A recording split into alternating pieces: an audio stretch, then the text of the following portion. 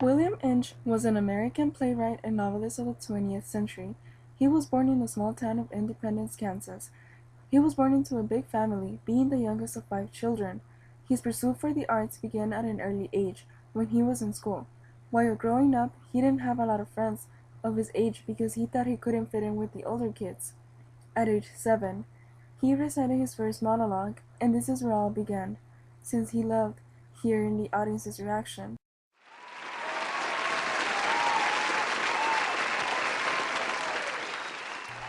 He became extremely interested in acting when he transitioned to high school at the age of 13.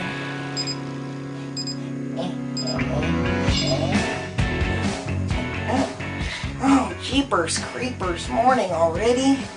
Oh. Good thing I slept in my school clothes. It's really gonna cut down on the time. Gotta get ready. Gotta smell nice.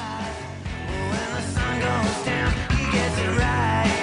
You know he's always down. He got one eye open and he's into the ground. And he's too cool for school.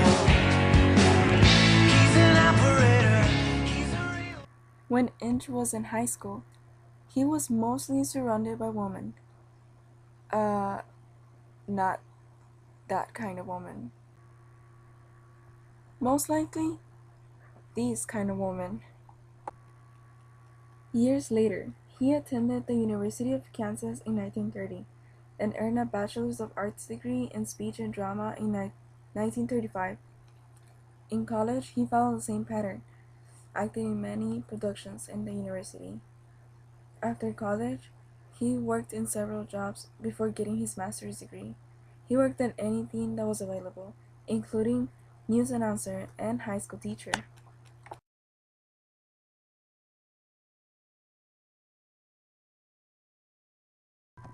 William went back to college and earned a master's degree in 1943. Then he moved to St. Louis, Missouri, and worked as a critic in the St. Louis Times, mainly reviewing plays.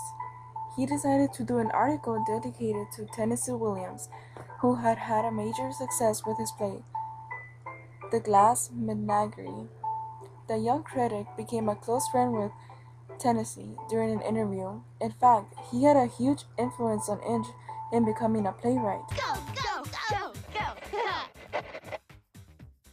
In 1947, he completed his first script, Farther Off from Heaven, and presented it to Tennessee, who was delighted by his work and sent it to his New York agent.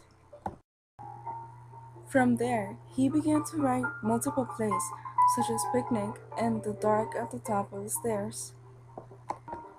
His career was developing fast enough to win him the title of Most Promising Playwright of the 1950 Broadway season.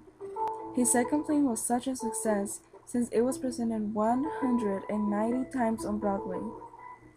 With his play Picnic, 1952, he was given the Pulitzer Prize, the Drama Critics Circle Award, and the Outer Circle Award, and the Theater Club Award.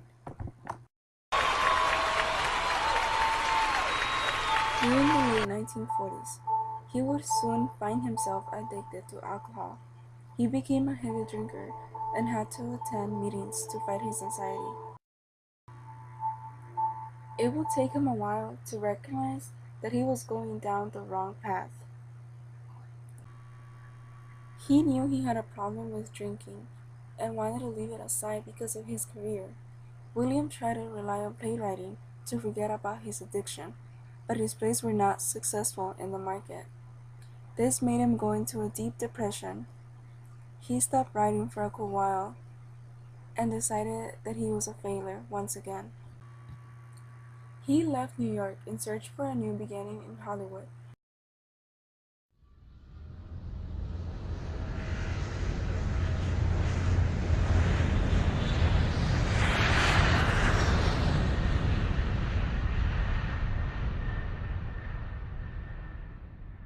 But only found rejection from everywhere he went.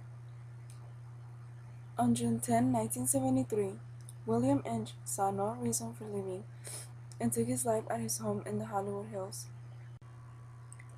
He died not knowing what a great contribution he made for theater.